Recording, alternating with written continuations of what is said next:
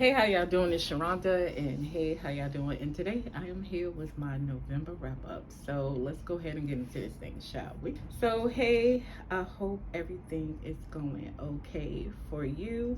Um, I'm gonna start off the video with my books. It'll be like this, and then I'm just gonna go quickly through my journal entries, some journal entries that I did for the month, um, some coloring that I did for the month, and also I had a game on my Switch. Anyway, we're gonna do some things, okay? And for that part, those parts of the video, I'll be panning down to my desk. But let's go ahead and get started. And November was a pretty okay month. I did not get as many books read as I thought I was going to, or as I thought I did. I think only read like maybe 4 or 5 books for the month of November. I DNF'd one, and yeah, here we are. So let's start. Before I get to start rambling, and y'all know that how that goes. So first book is going to be Son of the Morning by akwaeke emezi. I hope I am saying that correctly. This is a science fiction fantasy romance with some mythology elements in there. As we have the devil, archangels, angels, things of that nature. But inside of this book, we have this young woman named Gailey, who is, she comes from this very spiritual, very powerful family of Black women. There are no men in this family based on what we read. Men are not allowed to stay within this family of women. They're not even allowed to stay on the land that these women live on. They can procreate with these women, but yeah, that's it. So Gailey is different from the rest of the members in her family. They know that Gailey is different. They just don't know how different she is until Gailey decides to leave the family property, and she literally meets the devil. And Gailey opens her door and her legs to the devil. This was an interesting romance. I really did enjoy it. I didn't give it a full-fledged 5. I did give it like 4.75 stars. And for me, it was just some pacing issues, and I just feel like there were a lot of things inside of the story that the author could have expounded on. But anyway, in the story, we have Gailey, who literally meets the devil, and the devil and the demons that he brings up to earth with him are on or in the earthly realm, because there's this artifact that was unleashed back out into the world, and it ain't supposed to be there, and the devil and his demons are trying to find out how it got there. Like, bitch, what happened? Okay. And yeah, this was a really good read. I loved it. I love the banter between Gailey and the devil. I love the energy between them. When they first met, it was crazy. But basically, just a small spoiler, and there will be some small spoilers throughout this video. So if you're not a fan of that, I don't know what to tell you. But anyway, Gailey is pretty much born. She was pretty much conceived and born to basically take out the devil, right? There's this whole subplot of an angel who has this one-sided beef with the devil, because literally she was beefing from outside the club with this man. Like, he was just like, girl, why? By the time we got to the end of the book, and it was just like out, what? So anyway, this lady angel and another archangel who has his own issues with the devil, they conceive Gailey, and Gailey is basically born to destroy the devil, but it doesn't happen the way they want to, and this is why we have the story that we have, because Gailey literally cannot touch the devil. Like, when she touches him, she burns him, like literally burns him. He ain't got no problem with it, which just made him like a whole ass sadist. But because he was like, girl, I don't care, you could burn me to death, I still want you. But this kind of like put her on on the outs with the demons that were on Earth, with him trying to figure out what was going on with this artifact being released back out into the world or whatever.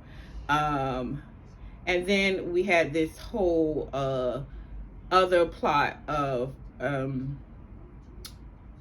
Gailey eventually, by the end of this book, which I wish she had gave us more, like at least like in the middle of the book, but we don't get this kind of like this why choose romance between Gailey and the devil and one of his demons, Leviathan, towards the end of the book. I wish she would have expounded on that earlier on in the story, because Gailey, to me, from reading, from my perspective, Gailey only really just kind of like got with Leviathan because she was mad at the devil at the time. But okay. Also, I would have wanted her to expound more on the story between Leviathan and the devil. Like, we get why, like, because down before they came on Earth, Leviathan and the devil was getting it on. Okay, they was okay.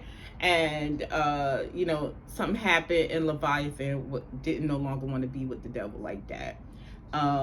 But I wish we have got more of a explanation, more expounding on the relationship between the devil and Leviathan, because it was very complicated. There were feelings there, and I wish we have seen that more on page. But for the most part, this was a really good story. Not just interesting, but it was a really good story, and I liked it. But there was just some things that I wanted her to expound on. I think she did the whole Black Southern culture, especially when it comes to magic, mainly hoodoo, and Black women and Black Southern women. I think she did a really good job on that. Wasn't too much, wasn't too less, just kind of right. But for me, I really just really high-key enjoyed this story because of the relationship between Gailey and the devil. And then when you bring in Leviathan, which again, I wish she would have expounded more on. But yeah, I was there for Gailey, the devil, and Leviathan, and I wanted to see that more on page. I don't know if she's going to make this into, expound on the series, make more books inside of this book. Make more books inside of, or make this a series, because there are some very interesting side characters as well that I would like to see stories on. But you know what? No rush, no mush, no rush. But at the end of it all, very good book. And I would just say, if you like science fiction, romance with a little bit of mythology in there, then definitely check this book out. It was really good. And then the next book we have is The Marriage Narrative by Claire Kane. This is a contemporary romance. And this is a romance where two folks, ooh, sorry y'all, I got all sorts of stuff on my hand. Why my hand spilling? Anyway, so The Marriage Narrative by Claire Kane. This is a contemporary romance. The Son of the Morning, I received the ARC through Avon Harper Voyager, so shout out to y'all, thank you. And The Marriage Narrative was the ARC that I received through Berkeley Publishing. This is a contemporary romance, and we have characters, Zakiya and Jordan, who get married via contract. A contract that Zakiya initiates. Zakiya is at a point in her life where she feels like she's not going to like find romance, get married, all the other stuff organically. So she comes up with this contract, and she starts interviewing men to get married to. And in comes Jordan, who is very much interested in this form of marriage that Zakiya is proposing, because he has his own reasons why he wants to do that. So basically, inside of this book, we find out that Jordan comes from this very popular reality TV family. He is like the estranged son. When he was growing up, the sister that kind of like blew them up as this very famous TV family, is no longer on the show, and Jordan agrees to come back to help her out. She is now pregnant, and she doesn't want folks all up in her business, to say or whatever. And Jordan comes back on the show as this estranged son, and oh surprise, by the way, he's married, which is where Zakiya comes in. So this kind of like works out perfectly for him. For the most part, I liked it. I ended up rating this one 2.75. Now listen, I like the energy between Zakiya and Jordan. I think they had good chemistry together on page, but because their romance, the building of their relationship is being centered around or they're now living on this family compound that Jordan's family is on. So there's a whole lot of drama within Jordan's family. So we're getting that drama, and I kind of just feel like that kind of like overtook the romance that should have been more prevalent on page between Jordan and Zakiya. Also, Jordan's mother was a goddamn mess. I did not like her at all. All the aggressions, micro, macro, whatever she was throwing towards Zakiya was ridiculous. There was no apology on page. This was no, oh, just I'm a mom, a mama bear, and I ain't seen my son in a long time, and blah blah blah. It wasn't this, just that. She was really just an asshole towards Zakiya, and I did not like it. And again, there was no apology on page from this lady to Zakiya by the end of this book, because I was like, oh hell to the no. And his father was just like one of those dudes that would just let shit happen until it got too much, and then he want to step in, and I would have been like, nah, all of y'all can walk off a goddamn cliff. But anyway, but because it was so much prevalent stuff going on with Jordan and his family, I just feel like it wasn't just enough relationship building between them for me. And yeah, that's pretty much it for me. I like Zakiya as a character. She was really just like this quirky, funny black girl. She did not take herself too serious. There were some moments throughout the book that I just felt like she was just too down on herself. She just thought she wasn't like good at anything, wasn't accomplished at anything.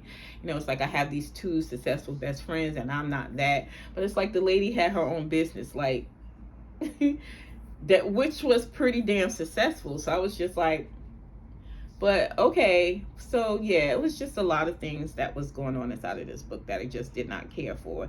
Mainly Jordan's passive aggressive ass mama, but okay. So yeah, it was an okay read for me. So yeah, 2.75.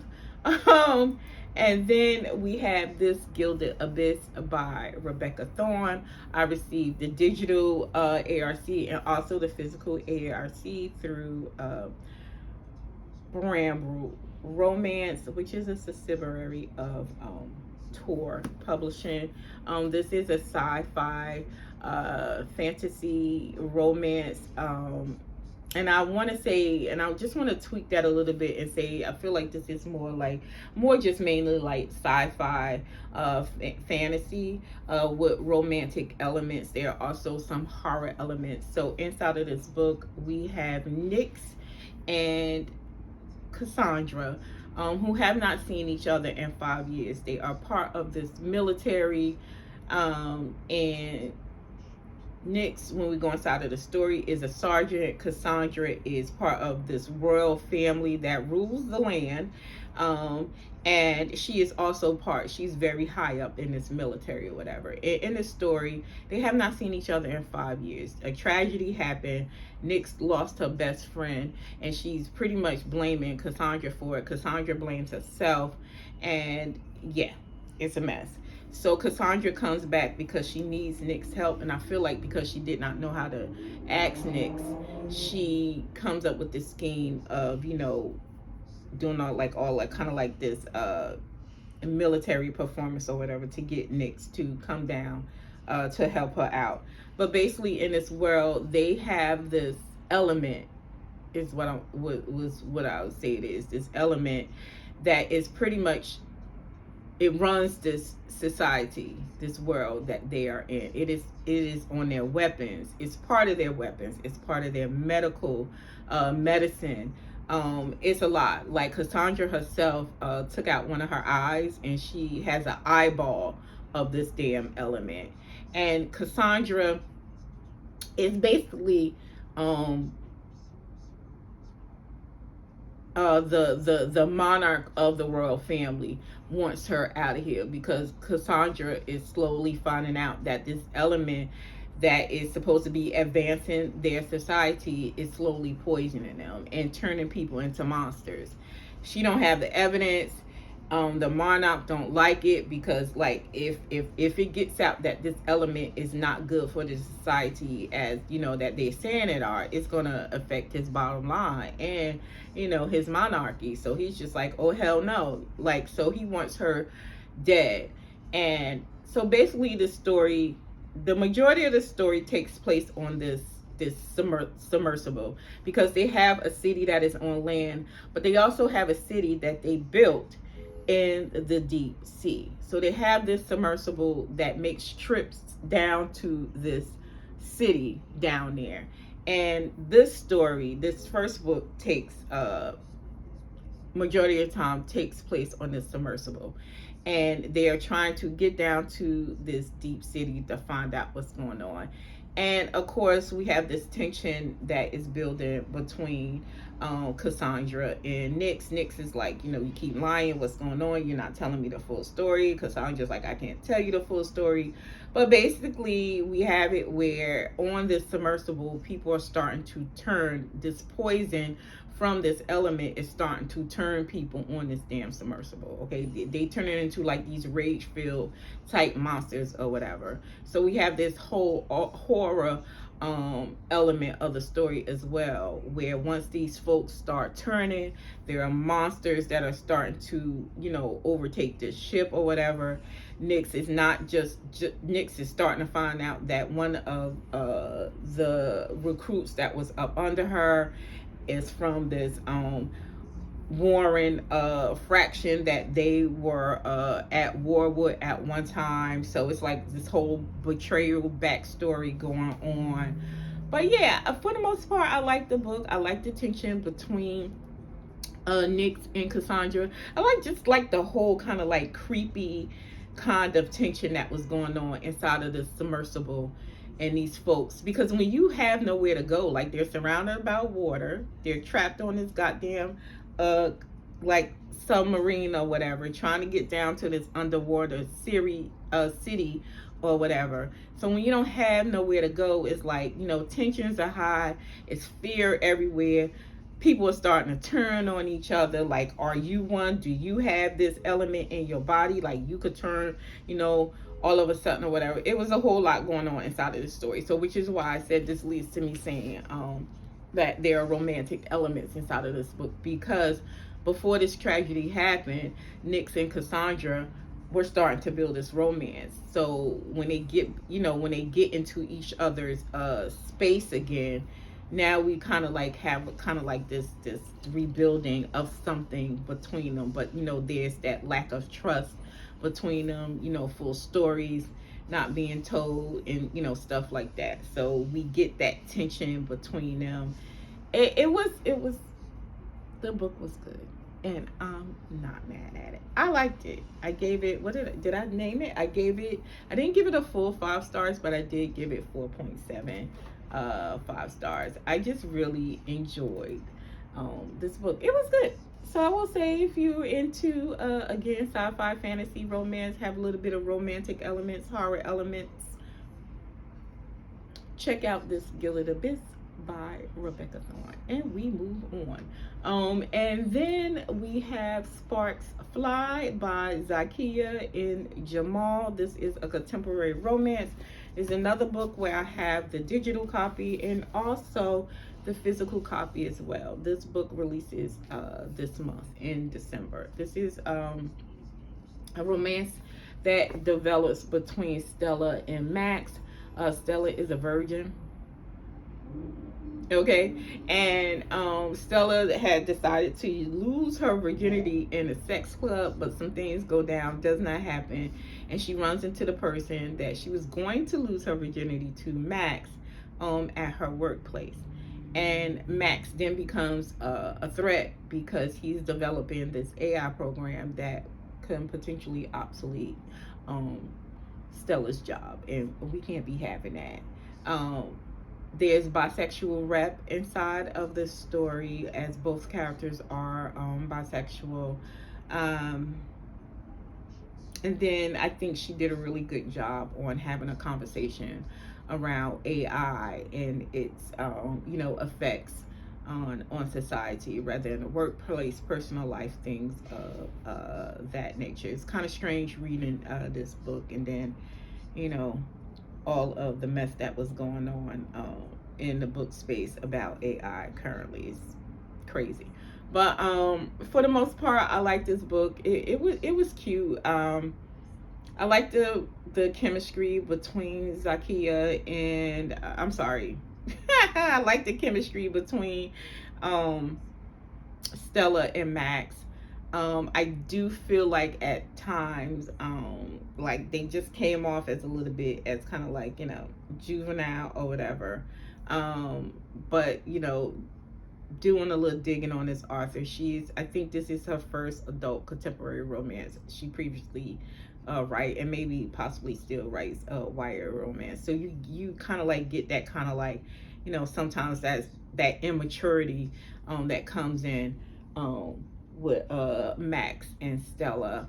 But I think most mainly for me, it was the pacing of this book. This is a lengthy chapter romance, and I am not a fan of lengthy chapter romances. I just feel like, in my humble opinion, your romance should not be no damn 35, 45, 55 chapters. That's crazy, because what that leads into is a lot of repetitiveness. Like, we've been here before. How many times we got to know something about this lady's family, about this man's family, or what this lady don't like, what this man don't like. Like, it's just very, very, it's a lot. So yeah, sparks fly. It suffered from that with me, with this reader. So at the end of all, it's a cute contemporary romance, and we're gonna go ahead and get into the other stuff. Okay, so this is one of the games that I kind of like got addicted to when I started playing my Switch again. This is, as you can see, games are loading, so don't mind that. This is the Tiny Bookshop.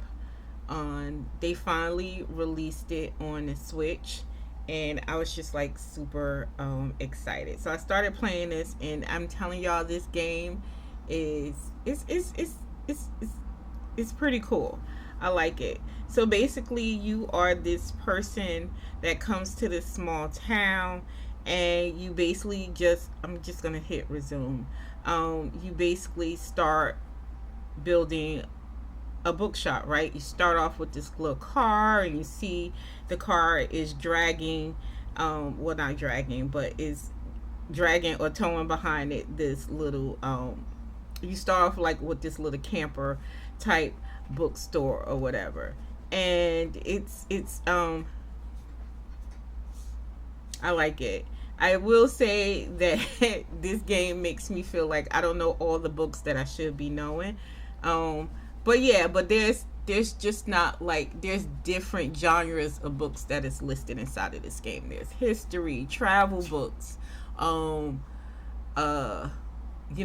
lot of fiction books, nonfiction books. So yeah, and you're pretty much just like set up in this little small town, and you just go throughout this little small town, and you start building, you start selling your books or whatever, and you get help from people throughout the town. We're just gonna open up the stuff, and then people will start showing up for you to sell your books and stuff or whatever, and they come throughout the day. Sometimes you get questions of folks asking you questions about certain books that they can't remember, or do you remember this book, do you remember that book, which is where I'm starting to find out, like, oh boy, this is a lot. So so if you know, I color as well, and I was able to get some coloring done throughout the month. and I made a decision to just focus on one coloring book. I have several, y'all. I have not just several, but I have a lot of coloring books. I need to focus on those. So I decided to finish Cat Moments, and but these are just some of the pages that I was able to get done in October.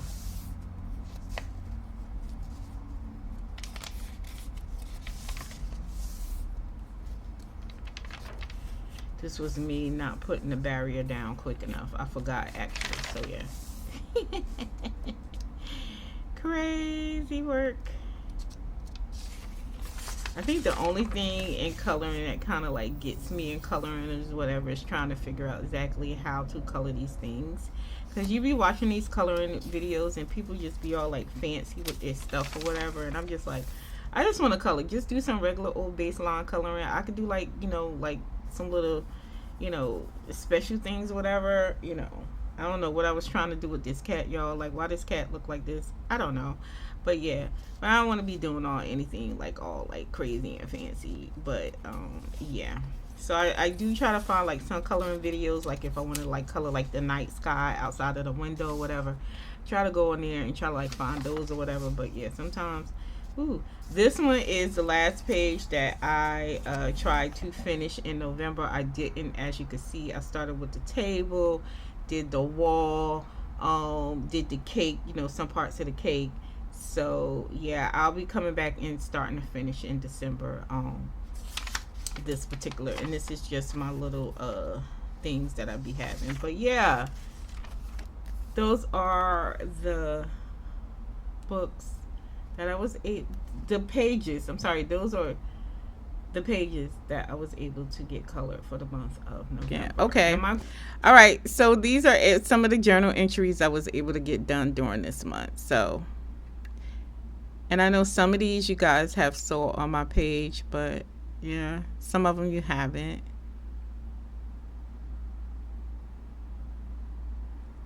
And some of these are actually October entries, but a lot of these I was able to get done during the month. And this is why I actually started to like actually do like actual writing, well, digital writing or whatever you want to call it. But yeah, and most of my stickers I get from like Last Rituals. It's an Etsy shop, and she has like all these fantastic like realistic journal type things or whatever, and I really dig that. So yeah, this is why. And I love this page right here. Like, this is one of my favorite pages. It's just amazing. So yeah, we have that, and this is the last entry that I did for November. Great, right? I love this. And I also get my entries from Duskville Studios. I mean, my journal stuff, because both of those, Last Rites and Duskville Studios, they have like a lot of realistic type stickers, digital journal stickers or whatever. And yeah, I like them a lot. So yeah. Okay, and last but not least, I was able to catch up on some shows. And it's only going to be like 3 of them that I'm going to list here, because those are the ones that are kind of like notable and also that I can remember. First one is Monster, the Ed Gein story, which is still streaming on Netflix. And basically this is a story about the States. I think he was like one of the first recorded serial killers. And he does this story on him. We get like his backstory, how he grew up. He was into what do you call those folks that like have sex with dead bodies or whatever. He was going to these graveyards, digging up dead women, and basically just doing disgusting things with their bodies or whatever. So I watched that. Then I caught up and finished season 2 of Sweet Home, which was a webtoon that was made into a show on Netflix. They finally brought out season 2. No, actually, I finished season 2 and 3 actually, because I only caught season 1 when it first came out. So I actually, yeah, I finished season 2 and 3. And child, okay, all I can say is basically it ends with them having to learn how to live amongst these monsters. And then the other one I was finally able to catch up on was Gia's song. I'm gonna put it on screen because I know I'm saying this wrong. I know it, but it's Gia's Siong creature. I was able to catch up and finish 2 seasons. It's only 2 seasons of that, and I was so disappointed in the way it ended because I was like, you mean to tell me I waited all this time, we went through all of this, and they still not together? Yes.